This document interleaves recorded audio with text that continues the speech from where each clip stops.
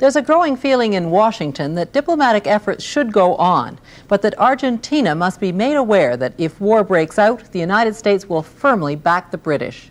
Today, the U.S. Secretary of State Alexander Haig briefed the Senate Foreign Relations Committee on the status of the negotiations. Senator Joseph Biden was at that briefing.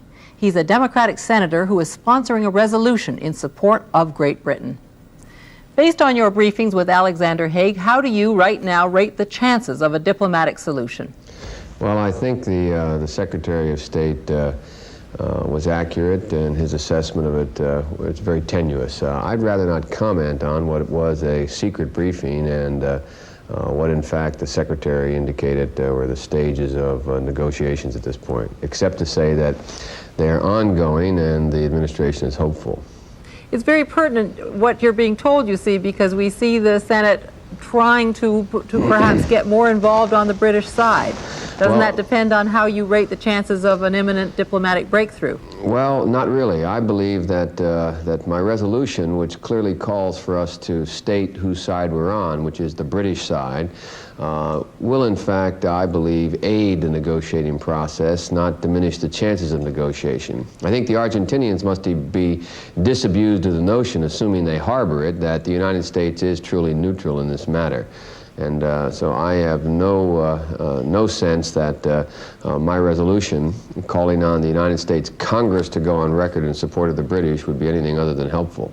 Senator, how do you think it would be helpful? Because conceivably that might topple the Argentinian government. Is that acceptable to you? No, that is not acceptable in the sense that I wish for that. But the fact of the matter is there's a great deal at stake for the United States and the hemisphere. First of all, and for Canada, I might add very boldly, the fact of the matter is that if we allow in this hemisphere the settlement of claimants' property disputes by the use of force, we're going to unleash an entire series of actions that none of us want. Secondly, NATO is an alliance upon which we have made a firm and solemn commitment.